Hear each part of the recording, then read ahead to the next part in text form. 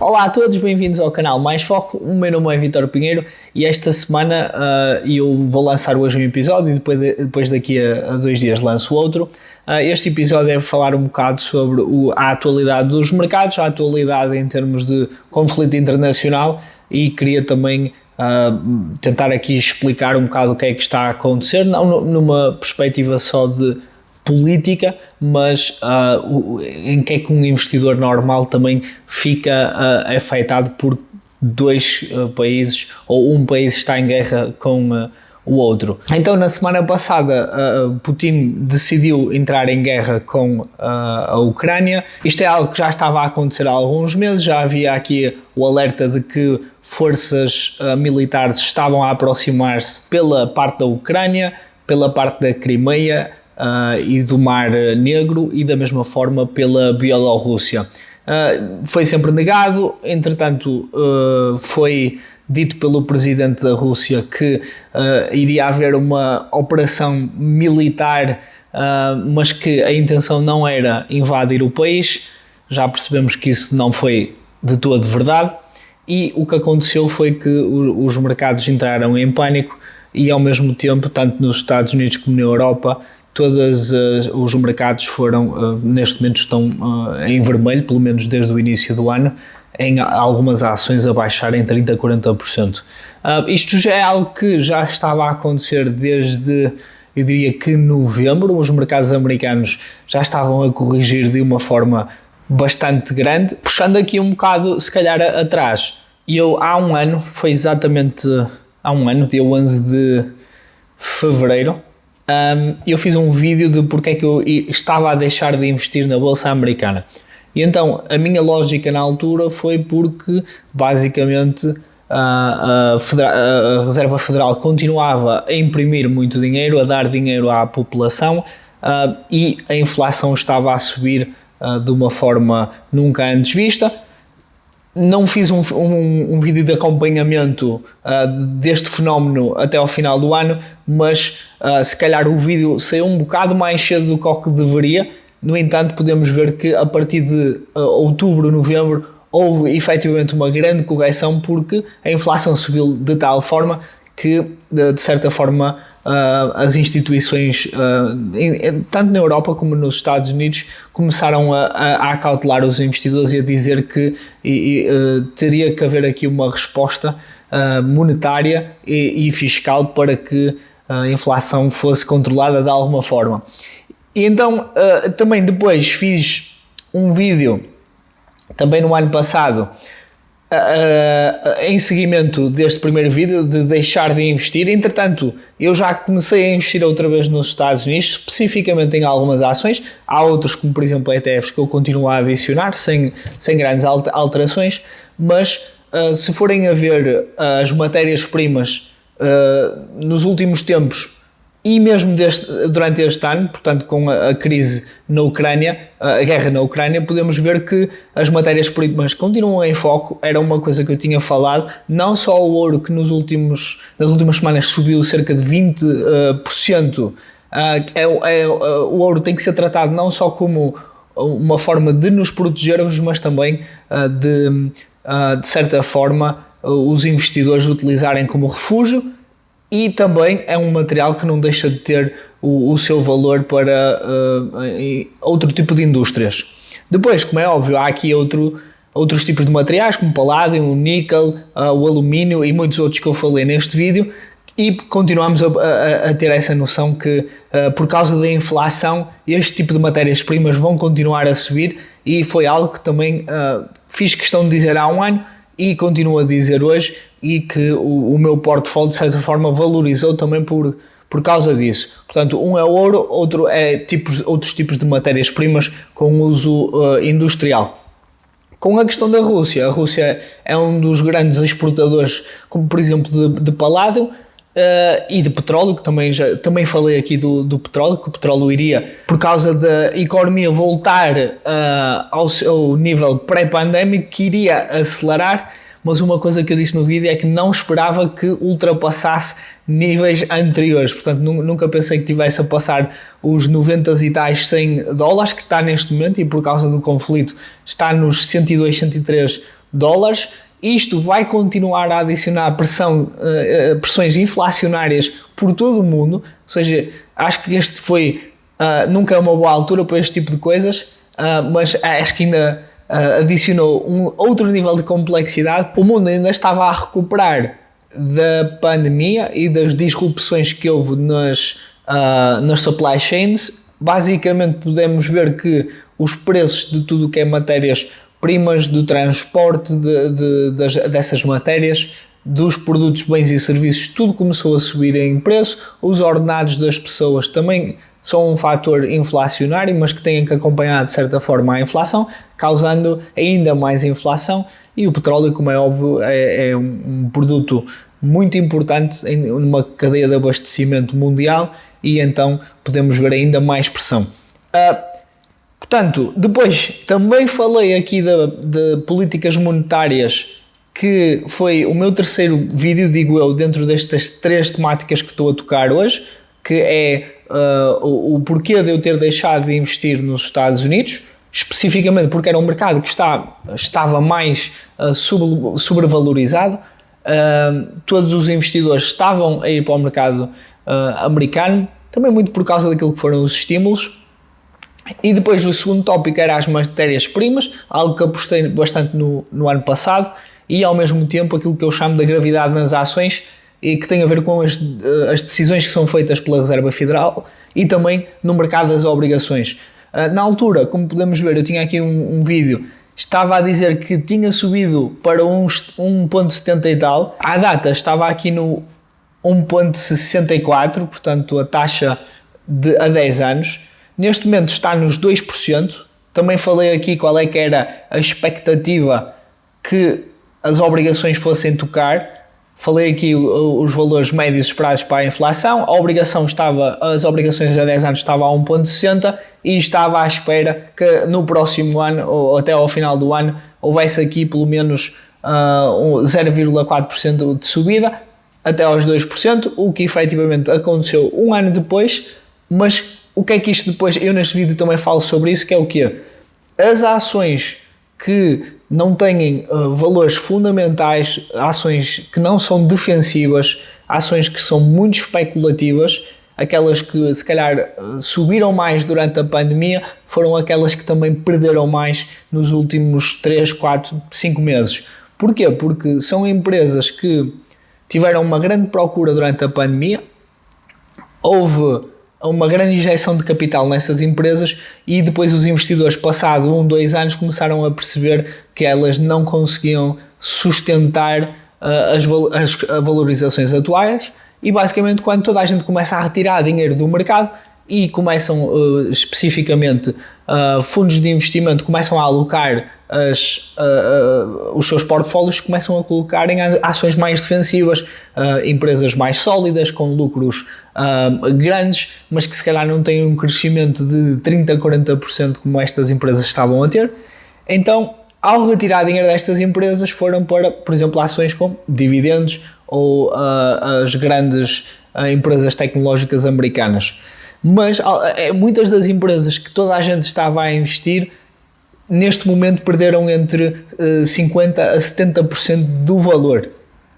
Há nomes que eu gosto bastante e que eu este ano finalmente comprei. Agora, com esta questão da guerra na Ucrânia, também percebi que se calhar podia ter esperado um bocado mais.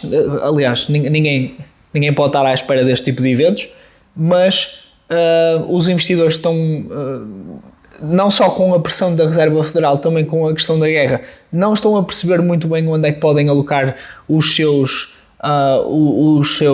portfólios, ou de que forma é que podem alocar esses portfólios. Mas eu inicialmente já tinha dado, há um ano atrás, aquilo que seria a minha abordagem para este ano. Efetivamente, não estive muito afastado daquilo que aconteceu na realidade, ou seja, o meu portfólio está de certa forma blindado para o que são este tipo de acontecimentos. Uma das áreas que se calhar não esteve tão bem foi aqui a minha exposição à China, mas a exposição à China é uma coisa que para mim vai ser, e que eu falei muito quando estava a deixar de investir no mercado americano, falei aqui, o que é a minha abordagem nos próximos 10, 15 anos, que eu acho que a China vai continuar a ser, ou vai continuar, vai-se colocar como a primeira grande potência no mundo, em termos de PIB, e acredito mesmo que aquilo que eles fizeram este ano foi um evento também que não era de esperar, mas basicamente eles fizeram um target muito agressivo a muitas indústrias, que lhe chamam o crackdown, mas introduziram várias leis e regulações para que grandes empresas não conseguissem ter posições tão dominantes, porque há muitas empresas na China que basicamente faziam o que queriam, e sendo um regime comunista, pelo menos assim como dizem, o comunismo deve ser algo que tem que ser igual para todos.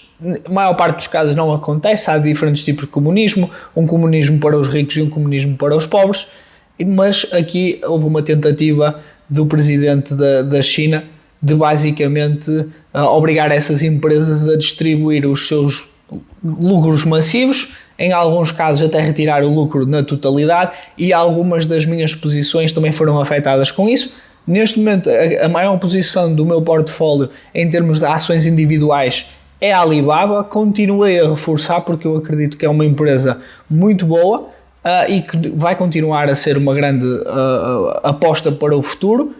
Acho que aí foi a minha única área que não correu tão bem, pelo menos este ano, mas eu queria só aqui a falar coisas de que eu já tinha falado no passado, que olhando para trás, neste momento de certa forma protegeram-me, e eu creio que por isso é que é importante também olhar para trás. E também queria falar nestes tópicos porque acho que nos próximos meses ainda vão continuar a ser bastante relevantes.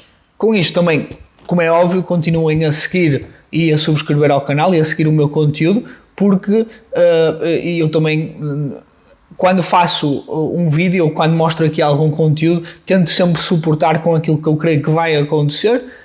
Não é uma opinião meramente especulativa, mas uma coisa que eu não defendo é investir em empresas que não têm provas dadas, e aconteceu em muitas empresas. Sempre que me perguntam individualmente por mensagem, o que é que tu achas daquela ação A ou B, se eu sei que é uma meme stock, eu imediatamente digo que para mim não faz sentido investir nesse tipo de empresas.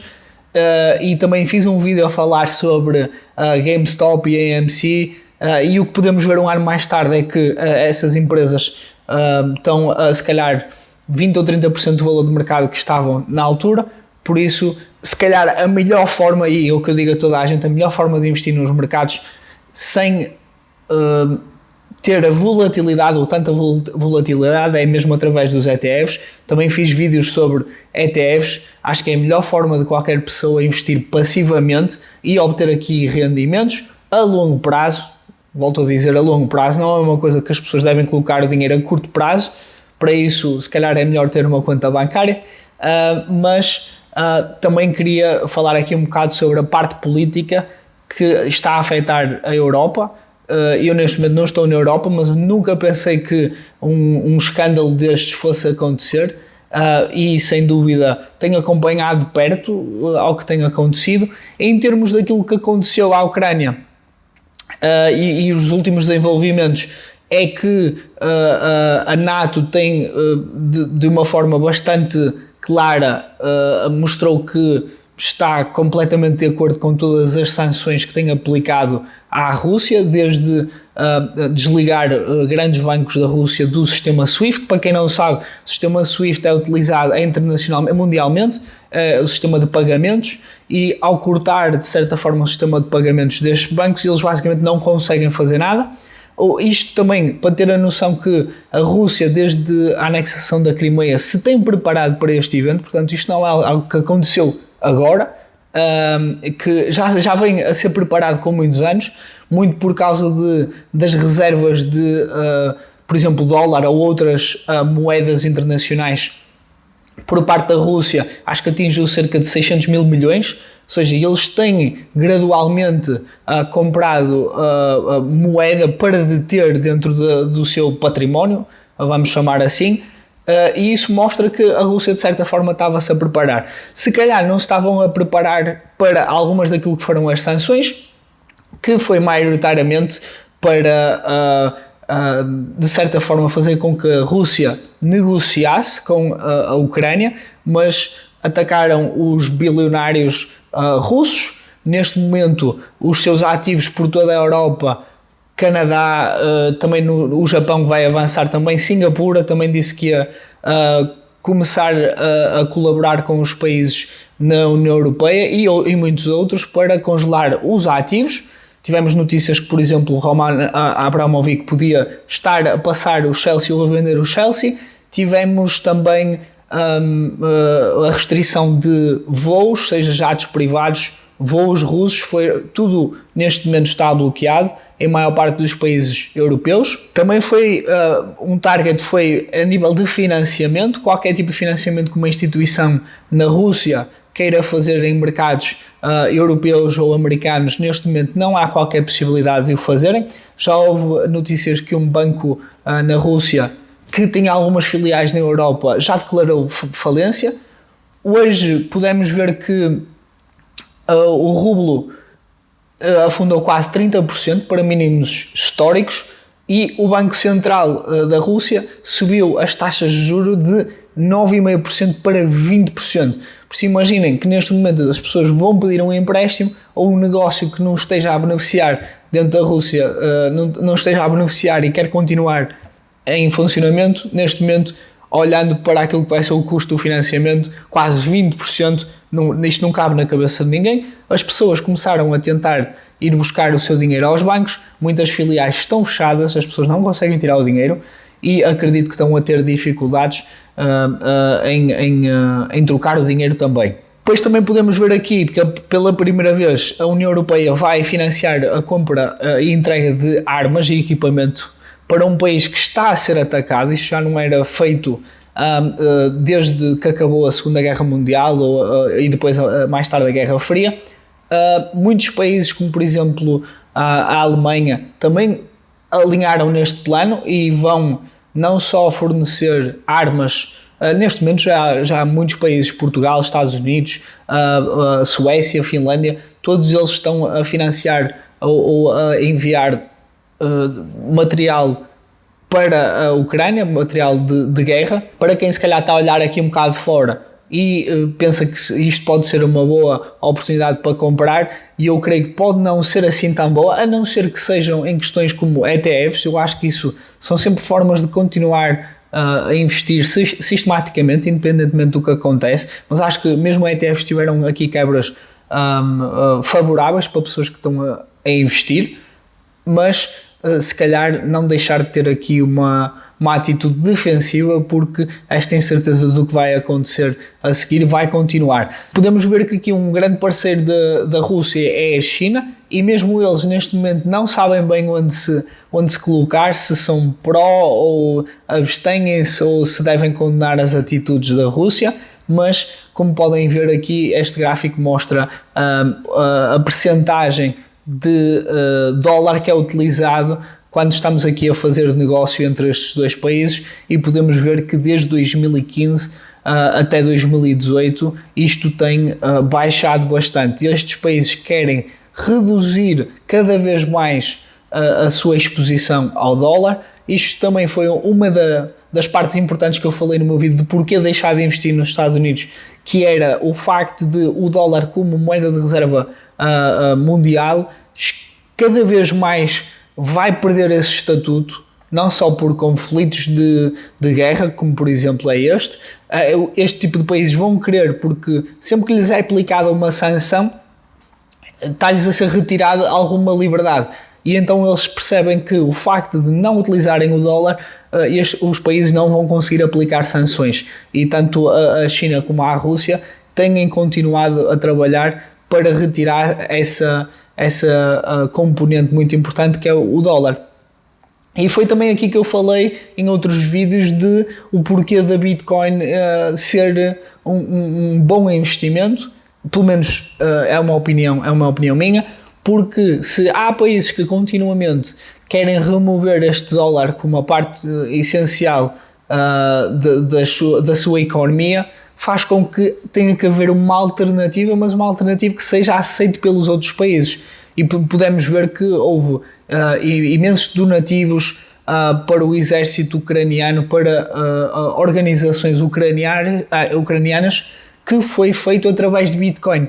E isto aqui é muito poderoso, em que temos uma forma de enviar dinheiro diretamente para um país que está em conflito, e que não há nenhuma forma de outras entidades conseguirem parar esse envio. Da mesma forma como se as pessoas lá não conseguissem aceder ao seu banco, que tenho a certeza que foi bloqueado, ou eu tinha visto uma notícia que levantamentos mais de 100, não sei se era euros ou qualquer coisa assim, por pessoas estavam a ser restringidas, e portanto ter este tipo de componente de uma moeda que não tem uma soberania, que é possível utilizar em qualquer parte do mundo, qualquer pessoa pode enviar dinheiro para uma carteira na Ucrânia, que nenhum país pode sancionar.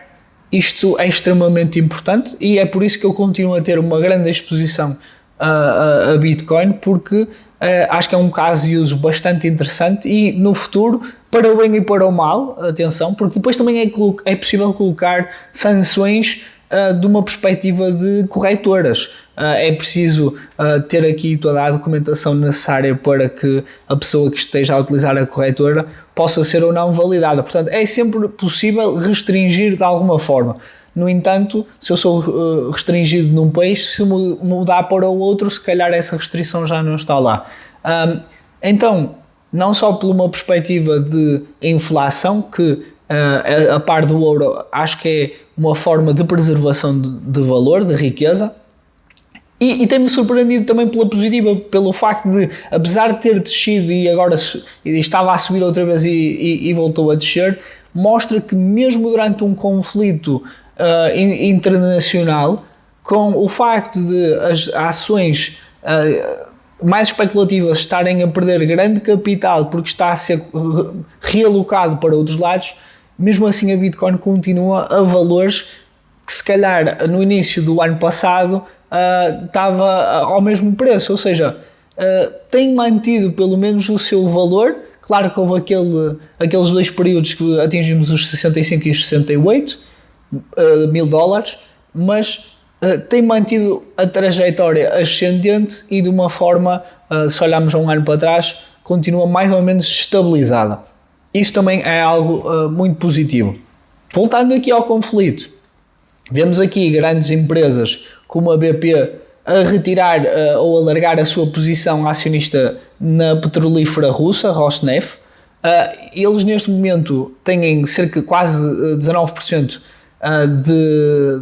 da empresa, que isto são lucros gigantes que eles têm por terem a participação nessa empresa, e neste momento a BP também está num foco de tornar-se uma empresa verde, olhar para, não é possível tornar-se completamente verde, mas olhar aqui para investimentos em energias renováveis, hidrogênio, parte elétrica, portanto eles decidiram, com muita pressão do governo certamente, retirar essa posição, e este tipo de empresas têm que fazer uma decisão, já não se podem calar e ficar à espera que a guerra passe. Têm que fazer uma decisão sobre o que é que querem, se querem fazer parte de um lado ou do outro, e claramente decidiram afastar-se da Rússia. A mesma coisa como na Noruega, o maior fundo soberano do mundo. Eles neste momento vão vender todos os seus ativos russos, e quando uma pessoa diz desfazer, uma empresa diz desfazerem-se, o que quer dizer é que vão vender tudo e vai ser ao preço que for. Portanto, pode haver aqui uma grande perda por parte deste fundo ou da BP, mas vão tentar ao máximo remover a sua exposição numa forma que percam o menos dinheiro possível. Portanto, com isto, o Ocidente continua aqui a tentar secar todo o financiamento que Putin está a utilizar para esta guerra, temos que, como investidores, temos que continuar a ter muita sensibilidade, e se tiverem dinheiro do lado, é o que eu vou fazer, vou também pausar aqui um bocado naquilo que quero comprar. No entanto, tenho feito reforços em muitas ações americanas, porque há algumas empresas aqui perderam 70% ou 80% do valor no último ano, e isto era algo que já era esperado. Agora, com a Reserva Federal, vai haver uma reunião meio de março, final de março, eles finalmente vão anunciar qual é que vai ser a sua abordagem, pelo menos nos próximos tempos, em termos de taxas, no aumento de taxas de referência. Era expectável que eles fizessem, alguns analistas estavam a dizer, entre 4 e 7 aumentos da taxa de referência. Muita gente estava a dizer que eles iriam começar com 0,50 pontos percentuais. Neste momento, com esta guerra a acontecer, aquilo que é esperado pelo Banco Central ou a Reserva Federal americana é que subam 0,25 já na próxima reunião. Neste momento, os mercados têm incluído esses aumentos, já a pensar daqui a uns tempos o que é que vai acontecer. Por isso eu acredito que se eles disserem 0,25, se calhar o mercado vai aceitar muito bem e até vai subir, e é esperado também que no máximo aumente apenas 4 vezes até ao final do ano, para não pressionar a economia americana e não levar a economia para uma recessão. Isso é o que neste momento toda a gente está preocupada. Portanto, mesmo que a inflação suba mais um bocado, parece-me que eles vão deixar, porque neste momento, se subirem com o que está a acontecer, vai fazer com que os mercados vão de certeza crashar, e acho que não é isso que eles querem, porque também no final do ano vai haver outra vez as midterm elections, e nenhum partido quer estar associado com uma recessão, portanto vai haver também pressões para que isso não aconteça. Eu sei que falei aqui de imensa coisa, mas eu tentei captar aqui alguma daquilo que é as lições aprendidas com aquilo que já tinha falado no ano passado, algumas áreas que eu quero continuar a investir. Há muita gente que não gosta de colocar dinheiro em ouro, e eu tenho uma exposição em ouro. E porquê? Primeiro, porque tem continuado a subir o valor de acordo com a inflação. Não é a mesma coisa que a Bitcoin. A Bitcoin tem subido muito mais. Eu acredito que com o tempo o ouro também pode continuar a descer, ou não apreciar tanto, melhor dizendo, mas em momentos como este conseguimos perceber porque é que temos que ter uma exposição diversificada de investimentos, porque uma pessoa nunca sabe o que é que vai acontecer no dia a seguir. Portanto, espero que tenhas gostado do vídeo, coloca um gosto e vemos no próximo. Adeus, até à próxima.